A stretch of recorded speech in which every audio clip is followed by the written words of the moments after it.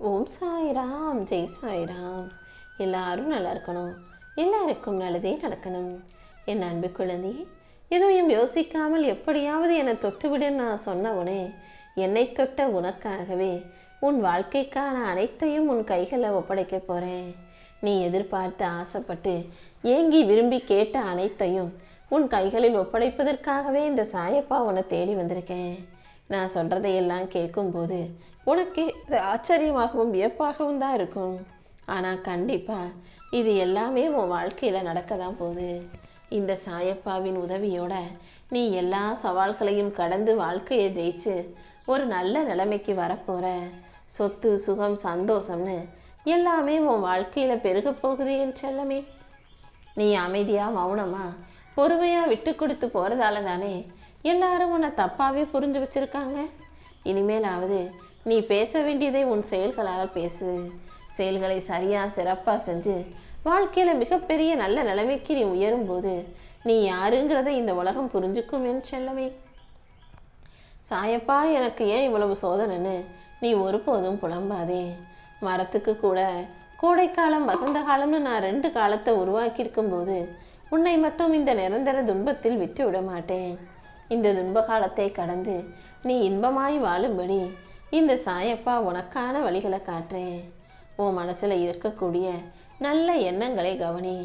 அந்த நல்ல எண்ணங்களுக்கு ஏற்ற நல்ல செயல்களை நீ தொடர்ந்து செய்யும் போது கண்டிப்பா உன் வாழ்க்கையில எல்லாமே மாறிவிடும் என் செல்லமே.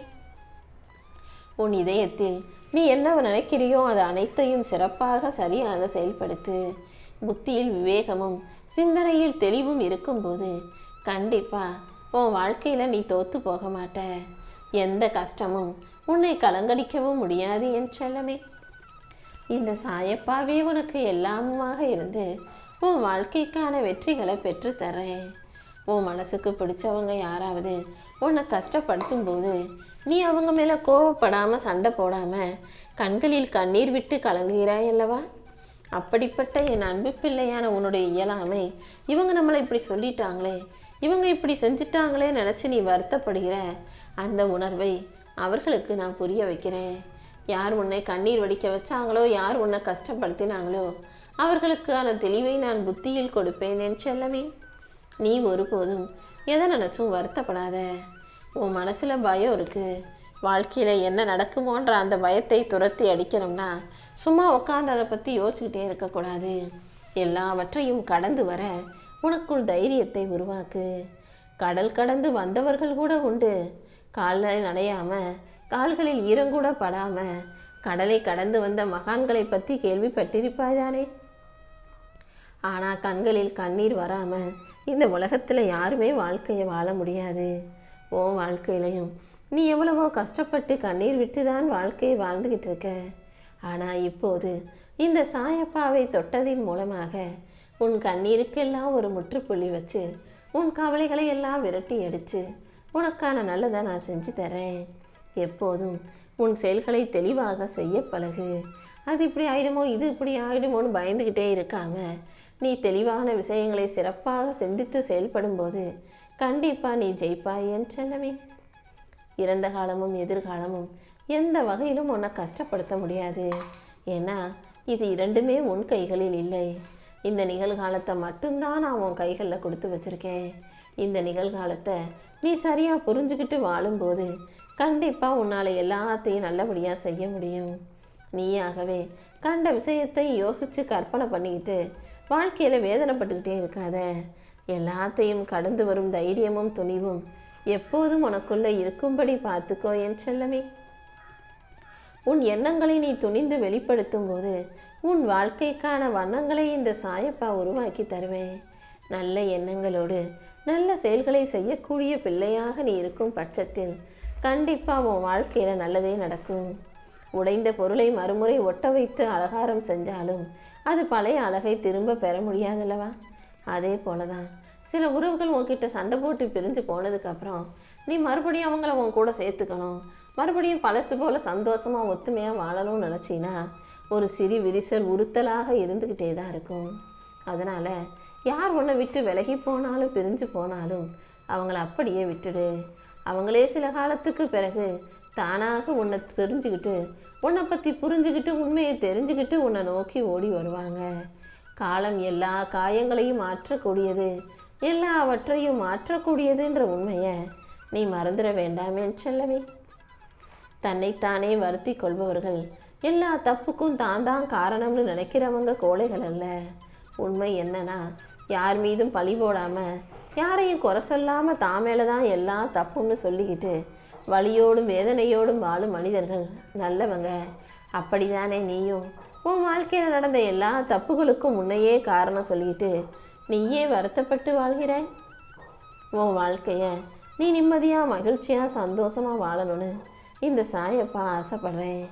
நிம்மதியான வாழ்க்கைங்கிறது ஓடி ஆடி சம்பாதிச்சு அந்த காசை நல்லா செலவு பண்ணி ஆடம்பரமாக வீடு கட்டி அழகாக வாழ்வது கிடையாது. இருக்கிறத வச்சு, தனக்கு இறைவன் கொடுத்ததை வச்சு நோய் நொடி இல்லாமல் நிம்மதியாக வாழ்வதற்கு பெயர் தான் நிம்மதியான வாழ்க்கை. அந்த அழகான வாழ்க்கையை தான் நான் உனக்கு கொடுக்கணும்னு ஆசைப்படுறேன். எப்போதும் நான் உனக்கு கொடுத்த வாழ்க்கையும் வாழ்க்கையில் உனக்கு கிடைச்ச விஷயங்களையும் நீ குறை சொல்லவோ குற்றம் சாட்டவோ வேண்டாம். எல்லாவற்றையும் உனக்கு மன நிறைவாக மாற்றி தர வேண்டியது என்னுடைய கடமை என் செல்லமே. உன்னை சுற்றி இருக்க மனிதர்கள்ல சில பேர் கூட உன் வாழ்க்கையை ஒப்பிட்டு பார்த்தீங்கன்னா, பரவாயில்ல, அவங்கள விட நம்ம நல்லா இருக்கோம், நம்ம தான் ஜெயிச்சிட்டோன்னு உனக்கு தோணும். இன்னும் சில பேர் கூட உன்னை வாழ்க்கையை ஒப்பிட்டு பார்க்கும்போது, அவங்கெல்லாம் எப்படி வாழ்கிறாங்க, நம்மக்கிட்டலாம் அது இல்லையே, நம்மெல்லாம் என்ன பிறவி, நம்மெல்லாம் என்ன மனுஷன், நம்ம வாழ்க்கையில் தோல்வி அடைஞ்சிட்டோன்னு உனக்கு தோணும். நீ எப்போதும் யாருடனுமே ஒப்பிட்டு பார்க்காதே. உன்னை விட உயர்வாக வாழ்பவர்களோடும் ஒப்பிட்டு பார்க்க வேணாம், உன்னை விட தாழ்வாக கஷ்டப்படுறவங்க வாழ்க்கையோடும் ஒப்பிட்டு பார்க்க வேணாம். யாருடனும் ஒப்பிட்டு பார்க்காத மகிழ்ச்சியை மட்டுமே கொண்ட பிள்ளையாக நீரு. எந்த வீணான குழப்பமோ கவலையோ உனக்கு வேண்டாம். நடந்த எந்த விஷயங்களை பற்றியும் வருத்தப்படாம வாழ்க்கையை சிறப்பாக வாழ தயாராகு. உன்னை புரிந்து கொள்ளாத எதுவும் உன்னிடம் நிலைக்காது. அப்படி உன்னை புரிஞ்சுக்காம எது உன்னை விட்டு விலகி போனாலும் நீ கவலைப்பட வேண்டாம் என் செல்லமே. உன் மனசுல உனக்குள்ளேயே நீ தாழ்வு மனப்பான்மையை வளர்த்துக்காதே. அதே நேரத்தில் தாழ்வு மனப்பான்மை தான் இல்லைன்ட்டு எல்லாம் தைரியமா இருக்கேன்னு சொல்லிக்கிட்டே பயந்துக்கிட்டே இருக்கக்கூடாது. ஏன்னா ஒரு மனிதனின் மனசுல தாழ்வு மனப்பான்மையோ அல்லது பயமோ வந்துட்டானாலே அவனால் முன்னேற முடியாது.